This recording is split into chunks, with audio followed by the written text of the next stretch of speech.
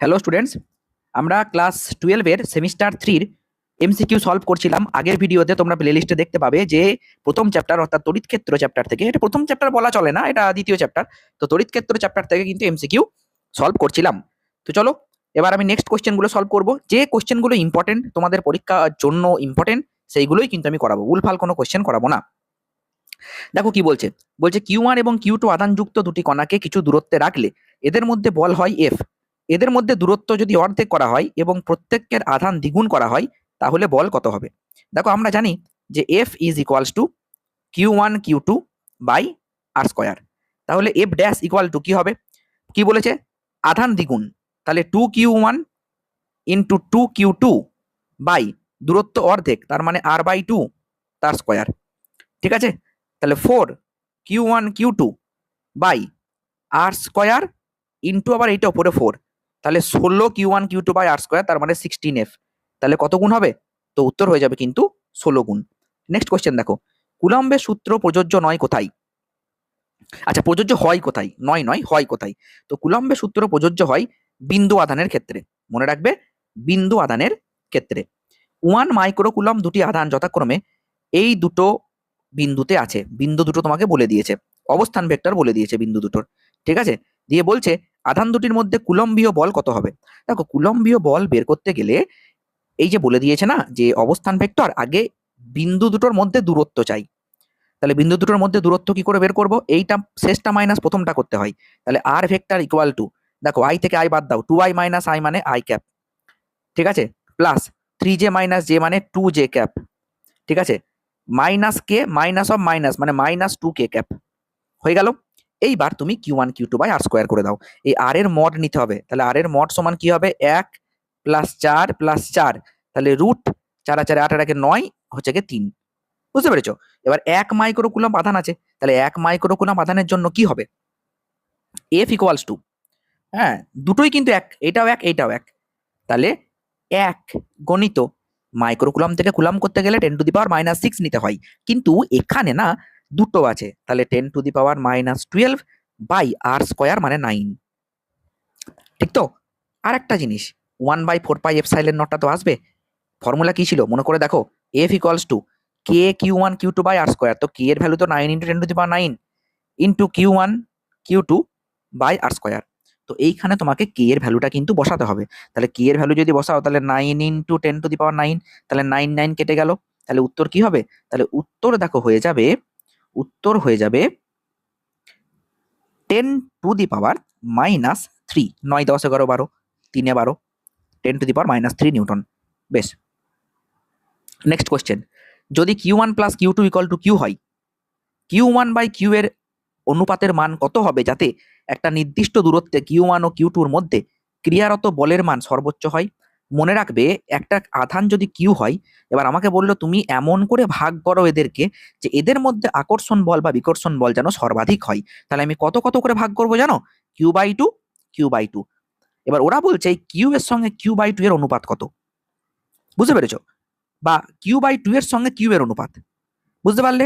মনে রাখবে, একটা আধানকে অর্ধেক অর্ধেক করে ভাগ করলে সর্বাধিক বল ক্রিয়া করে তাদের মাঝে। তাহলে Q1/Q মানে হচ্ছে গিয়ে Q/2/Q অর্থাৎ হাফ, তাহলে উত্তর হবে হাফ, তার মানে 0.5। বুঝতে পেরেছো? আচ্ছা, ইরেজ করে দিলাম। দুটি আহিত কণার মধ্যে দূরত্ব d হলে তাদের মধ্যে বিকর্ষণ বল হয় 9 নিউটন। দূরত্ব বেড়ে 3d হলে কি হবে? আমরা জানি F ভ্যারিজ 1/d²। ঠিক আছে, এবার দেখো, তাহলে F যদি আমি ডাইরেক্ট F/F ড্যাশ করি, তাহলে প্রথমটা তুমি কি বলবে যে 1/d², পরেরটা 3d হয়ে গেছে, তার মানে 9d²। তাহলে d² কেটে গেল, 9:1, উত্তর হয়ে গেল কি 9:1। তাহলে এইবার দেখো, প্রথমে যদি বল ছিল 9 গুণ, তাহলে এখন কত গুণ হবে? এখন হবে 1 গুণ। এইটা যদি 9 হয় তাহলে এইটা 1, তো 9 তো চলেই এসেছে, তাহলে উত্তর হয়ে গেল। বা তুমি যদি এরকম করে করো তাহলেও হবে, এটা হয়তো তুমি এইভাবে না করে একদম তুমি চাইছো যে শেষ পর্যন্ত সলভ করতে, তাহলে 9/F ড্যাশ ইকুয়াল টু 9/1, তাহলে F ড্যাশ ইকুয়াল টু 1। ব্যাস, বলো ক্লিয়ার কিনা? হবে। বেশ, তারপরে বলছে কিউ আধানকে কেন্দ্র করে আর ব্যাসার্ধের একটি বৃত্তাকার পথে একটি কিউ ড্যাশকে একবার ঘোরানো হলে কৃতকার্যের মান কত হবে? কৃতকার্যের মান কত হবে? কি বলছে? একটা আধান আছে কিউ, ভালো করে বুঝতে হবে।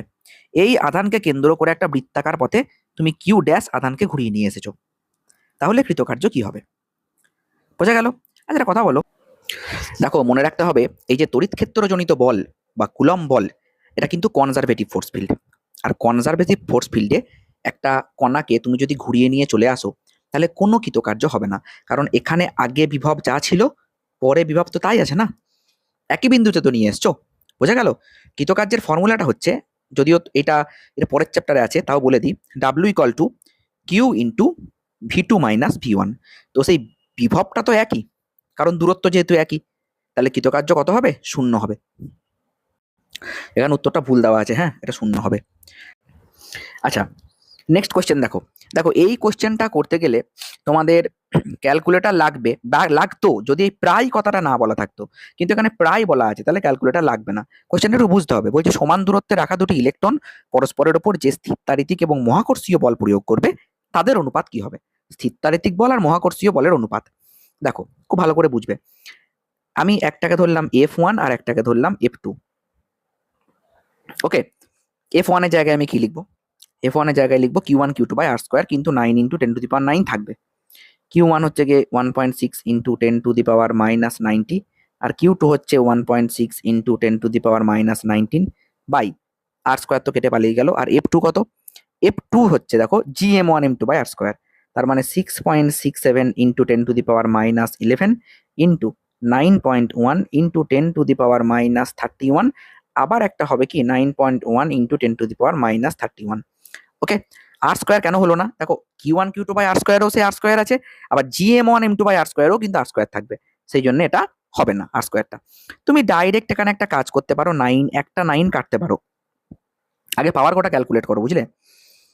19 19 38, 38 থেকে 9 বাদ দাও, কত হবে? 29, তাই তো? 38 থেকে 9 বাদ দিলে হয় 29, তাহলে উপরে থাকলো 10⁻29 বাই নিচে থাকছে দেখো 31 31 কত 62, 62 আর 11 73, 10⁻73, ওপরে উঠে গেল তাহলে +73 হয়ে গেল। তাহলে 73 থেকে 29 বাদ দাও, 9 10 11 12 13 4 13 3, আর এদিকে 3 4 5 6 7 4 7 44। তাহলে ওভারঅল যে 10⁻ হচ্ছে সেটা 10⁻44 আছে, ভালো করে বুঝতে হবে, 10⁻44 আছে।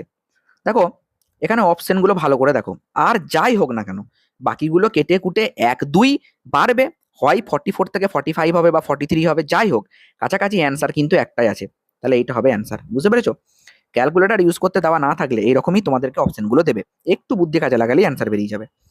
এ বস্তুতে আধানের পরিমাণ এত, বি বস্তুতে আধানের পরিমাণ এত, কোনটি সত্য? কোনটি সত্য? কি বলছে দেখো, দুটো আধান আছে, একটা -2 আর একটা +6, দুটো আধানের মধ্যে পারস্পরিক একটা বল কাজ করবে, তো হয় আকর্ষণ নইলে বিকর্ষণ, ঠিক আছে? তো এ যেমন এর উপর বল দেবে, এও তো এর উপর বল দেবে, তাহলে কিন্তু একটা আর একটার বিপরীতে হবে, তাহলে উত্তর কি হবে? F A B equal to minus F B A.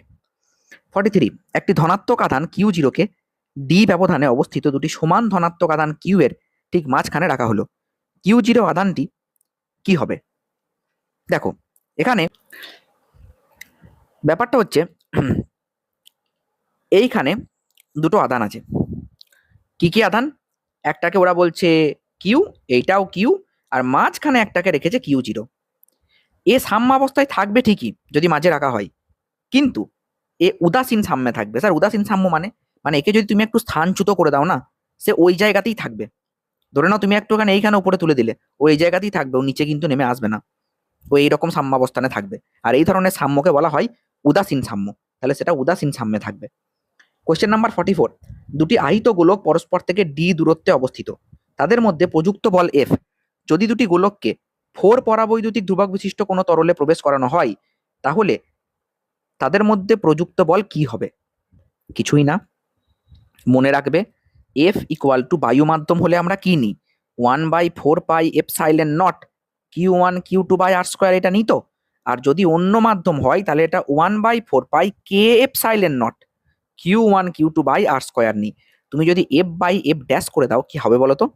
F by F dash তুমি যদি করে দাও কেটে কুটে সব পালিয়ে যাবে, ওপরে থাকবে 1 আর নিচে থাকবে 1/k, তাহলে ওভারঅল কে দাঁড়াবে। বুঝতে পেরেছো কি বলছি? তাহলে F dash is equals two হবে f/k। এবার কে হচ্ছে পরাবৈদ্যুতিক ধ্রুবক, কে এর মান যা বলবে সেটা অ্যান্সার। কে এর মান এখানে 4 বলেছে, তাহলে f/4। বলো ক্লিয়ার? বেশ, নেক্সট কোশ্চেনে যাই, কি বলছে দেখো। বলছে ABC একটি সমবাহু ত্রিভুজ, বেশ, এর প্রতিটি বাহুর দৈর্ঘ্য r। তাহলে আগে একটা সমবাহু ত্রিভুজ আমি আঁকি। দেখো এটা হচ্ছে, আরে ভাই কি হয়ে গেছে গো, সাবাস। দেখো ABC, ঠিক আছে, দেখো এটা হচ্ছে একটা সমবাহু ত্রিভুজ। ওকে, তো এর প্রতিটি বাহুর দৈর্ঘ্য r। তো AB প্রত্যেকটা বাহুর দৈর্ঘ্য r, বুঝলে, প্রত্যেকটা বাহুর দৈর্ঘ্য r। বেশ, বলছে AB এর মধ্যবিন্দু O, এটা মধ্যবিন্দু O নিলাম। ওকে, A ও B বিন্দুতে প্লাস কিউ আধান এবং সি বিন্দুতে মাইনাস কিউ, এটা প্লাস কিউ, এটা প্লাস কিউ, এটা হচ্ছে গিয়ে প্লাস কিউ, এটা হচ্ছে গিয়ে প্লাস কিউ, আর এইখানে আছে ভাই মাইনাস কিউ। বেশ ভালো কথা। তাহলে মাইনাস কিউ আধানের উপর ক্রিয়াশীল বল কত হবে? খুব ভালো কোশ্চেন। মাইনাস কিউ আধানের উপর ক্রিয়াশীল বল, দেখা যাক, একটু বোঝা যাক। দেখো কি করছি, মাইনাস কিউ আধানের উপর ক্রিয়াশীল বল যখন তুমি নেবে না, দেখো এই ব্যক্তি একে আকর্ষণ করবে, আর এই ব্যক্তি একে এই দিকে আকর্ষণ করবে, কারণ প্লাস প্লাস তো, ঠিক কি না? তাহলে মাঝামাঝি এদের লব্ধি হবে, ঠিক আছে। এবার লব্ধিটা কত হবে? এইটা যদি এফ হয়, বাহু তো একই, তাহলে এইটাও এফ, ঠিক। এর মাঝের অ্যাঙ্গেল কত? 60 ডিগ্রি। তাহলে ফর্মুলা কি? আমরা জানি লব্ধির ফর্মুলা এফ, যদি আমি লব্ধিটা এফ ড্যাশ নিই, তাহলে root under F square plus F square plus 2FF মানে এফ স্কোয়ার কস 60, আর কস 60 হচ্ছে হাফ, কারণ সমবাহু ত্রিভুজের অ্যাঙ্গেলগুলো 60 ডিগ্রি হয়। 2 কেটে দাও, তাহলে কত হবে? √3f। এবার এফ এর ভ্যালু কত? এফ এর ভ্যালু তো Q1Q2/r², এরকমই হবে, ঠিক আছে। তাহলে এখানে কোনটা অ্যান্সার হবে? এখানে কিন্তু কোথাও √3 কিন্তু নেই, তাহলে কি আমাদের কোথাও ভুল হলো? একবার আছে তো, ও আমি নিচের অ্যান্সারটা দেখছি, ঠিক আছে। তাহলে কোনটা হবে? দেখো যা ছিল তো তাই হবে না। এফ এর ভ্যালু কত? 1/4πε0 Q/r², এটা তো জানো, 1/4πε0 Q/r²। তাহলে ওর সঙ্গে একটা √3 লেগে যাবে, তাহলে কোনটা হবে? কোনটা হবে? এই যে এইটা, ব্যাস। এবার অনেকে বলবে যে স্যার এই দুটোই তো একই, একটা সিও একটা ওসি, বুঝবো কি করে স্যার দিকটা কোন দিকে হবে? সিও হবে না ওসি হবে, কি করে বুঝবো? দেখো একটা কথা বলি, এখানে মধ্যবিন্দুটা আমি একটু ভুল নিয়েছিলাম। দেখো বলা আছে এ বি বাহুর মধ্যবিন্দু ও, এই দেখো এ বি বাহুর মধ্যবিন্দু ও, তাহলে এ বি বাহুর মধ্যবিন্দু ও হলে এইটা হচ্ছে ও, এইটা, তাহলে কোন দিক বরাবর? সি ও বরাবর, সি ও বরাবর, বুঝতে পেরেছ? তাহলে সি ও, তাহলে ওইটা হবে উত্তর। ব্যাস, ক্লিয়ার। দারুণ কোশ্চেন, এইরকম ধরনের কোশ্চেন কিন্তু আসবে, বুঝলে, একদম হালুয়া কোশ্চেন কিন্তু আশা করো না, আগের সেমিস্টারের কোশ্চেন দেখে নেবে, ধারণা পেয়ে যাবে। ওকে, বেশ। তারপরে পরের কোশ্চেন কি বলছে দেখি। পরের কোশ্চেন বলছে একটি বর্গক্ষেত্রে প্রতিটি শীর্ষবিন্দুতে কিউ পরিমাণ আধান রাখা আছে। কর্ণদ্বয়ের ছেদবিন্দুতে এমন একটি আধান কিউ রাখা হলো যাতে সংস্থাটি সাম্যাবস্থায় থাকে, তাহলে কিউ কত হবে? বাহ, এখানেও সাম্যাবস্থার কোশ্চেন। সাম্যাবস্থার কোশ্চেন মানে একটুখানি বুদ্ধি খাটাতে হবে, বুঝলে। এটা হচ্ছে বর্গক্ষেত্র, ঠিক আছে। কর্ণ, কর্ণ কোন দুটো? এই একটা কর্ণ, এই একটা কর্ণ। কর্ণদ্বয়ের ছেদবিন্দুতে একটা আধান রেখেছে ক্যাপিটাল কিউ, বেশ হলো। গোটা সিস্টেমটা সাম্যাবস্থানে আছে, কিউ কিউ কিউ কিউ। ওকে, দেখো কি করছি এবার, এই ছবিটা একটু উপরে নিয়ে চলে যাই, তাহলে বুঝতে সুবিধা হবে। হ্যাঁ দেখো কি হবে ঘটনাটা, আমি যে কোনো একটা আধানকে ধরবো, এর উপরে এ কি করবে? এই দিকে বিকর্ষণ, আবার এইটা কি করবে? এই দিকে বিকর্ষণ। সব দূরত্ব তো একই না, সব এ করে দূরত্ব, তাহলে এইটা এফ, এইটা এফ, এই দিকে হবে √2f। তাহলে কি হচ্ছে? √2f। এবার আমি লিখবো সব ভ্যালুগুলা। আবার দেখো এই বেটা একে আবার এই দিকে বল দেবে, কোন দিকে বল দেবে জানি না, বল তো দেবে। আবার এই বেটা একে বল দেবে, তাহলে 3টে বল হবে, 3টে বলের যোগফল আমি 0 করে দেবো। দেখো তাহলে √2, ওকে, ডাইরেক্ট লিখছি Q² আর স্কোয়ার মানে এ স্কোয়ার। তাহলে এই দুজনার জন্য বল আমি পেয়ে গেলাম, কারণ এই বাহুটা তো এ না, ঠিক আছে, দুটো বলই তো সমান, কারণ দূরত্ব যেহেতু একই। প্লাস এবার এইটার জন্য নেবো, দেখো একটা বর্গক্ষেত্রের কর্ণের দৈর্ঘ্য কত হয়? √2a। তার অর্ধেক করলে কত হয়? a/√2। তাহলে এটা তো অর্ধেক কর্ণ, তাহলে কি লিখবো? কিউ কিউ বাই a/√2 তার স্কয়ার, তার মানে নিচে স্কয়ার উপরে √2 হবে। আশা করি ক্লিয়ার। ওকে, প্লাস প্লাস আর একটা আছে, সেটা হচ্ছে এই বেটা। ঠিক আছে, তাহলে কি হবে? Q square by A square. Square নয়, a√2a হয় কর্ণের দৈর্ঘ্য, তাহলে 2a স্কয়ার ইকুয়াল টু 0। মানে এদের মধ্যে কোনো প্রকার বল কাজ করছে না, মোট বল 0। তবেই তো সাম্যাবস্থান, নইলে সাম্যাবস্থান তো বলা চলে না। আমি কিউ বাই স্কয়ার কমন নিয়ে ওইদিকে পাঠিয়ে 0 করে দিলাম, তাহলে দাঁড়ালো কি? তাহলে এখানে পড়ে আছে √2q, এখানে পড়ে আছে √2 ক্যাপিটাল কিউ, এখানে পড়ে আছে q/2 ইকুয়াল টু 0। তাহলে কিউ ইকুয়াল টু 1/√2, বেশ, একটা মাইনাস, ঠিক আছে, q/2 প্লাস √2q। আশা করছি এই অ্যান্সারটা একটু সাজিয়ে গুছিয়ে অন্যরকম ভাবে দিয়েছে। ঠিক আছে, কি করে দিয়েছে দেখো, প্রত্যেকটাতে q/4 নাহলে q/2 আছে। আচ্ছা, তাই যদি হয়, আচ্ছা এখানে √2টা আমি কোথা থেকে কি পেলাম? √2টা ওইটার জন্য একবার এলো, আর এটা তো 2 হয়ে যাবে, এটা √2 নয়, এটা 2 হবে না, কারণ দেখো a/√2 স্কয়ার, তার মানে তো এইটা তো 2 হবে। এই জায়গাটা ভুল করেছি, এইটা 2 হবে, 2 হবে, এটা √2q না, এটা 2 হবে, 2q। ওকে ওকে ওকে, তাহলে এটা 2, বেশ।